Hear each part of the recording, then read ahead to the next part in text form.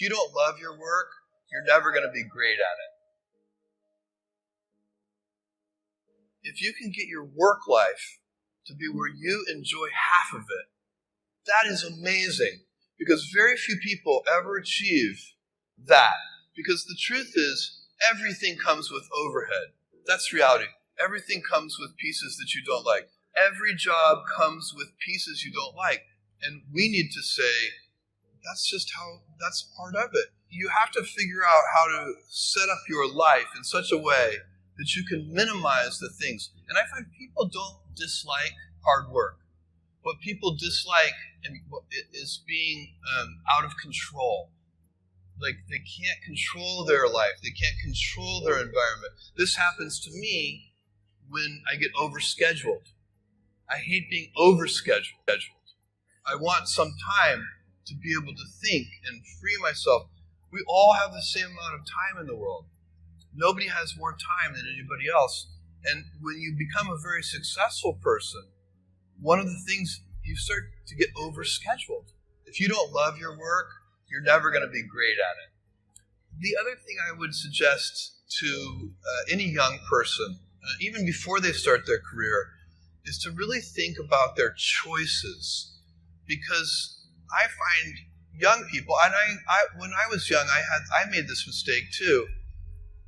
You can get very fixed on your gifts. So everybody has gifts. You know, you have gifts and you have things that you didn't get gifted. Maybe you're extremely beautiful. Maybe you're extremely good at mathematics. There are a lot of things that you can be given.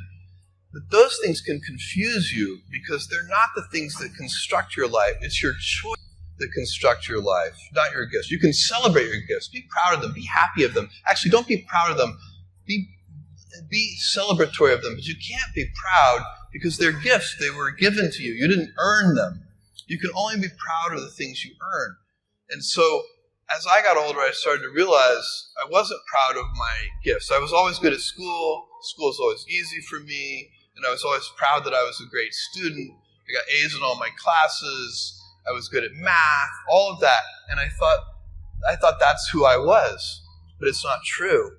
Those are the things that are gifts. What was hard for me is deciding to work hard, deciding to use my gifts in certain ways, to challenge myself, to do things that I didn't think I could do, to put myself in uncomfortable situations. You can choose a life of ease and comfort, or you can choose a life of service and adventure. Which one of those, when you're 90 years old, are you going to be more proud of? Tomorrow, in a very real sense, your life, the life you author from scratch on your own, begins. How will you use your gifts? What choices will you make? Will inertia be your guide, or will you follow your passions? Will you follow dogma, or will you be original? Will you choose a life of ease, or a life of service and adventure? Will you wilt under criticism, or will you follow your convictions? Will you bluff it out when you're wrong, or will you apologize? Will you guard your heart against rejection, or will you act when you fall in love? Will you play it safe, or will you be a little bit swashbuckling? When it's tough, will you give up, or will you be relentless? Will you be a cynic, or will you be a builder? Will you be clever at the expense of others, or will you be kind? Tomorrow, and in a quiet moment of reflection, narrating for only yourself the most personal version of your life story, the telling that will be most compact and meaningful will be the series of choices you have made.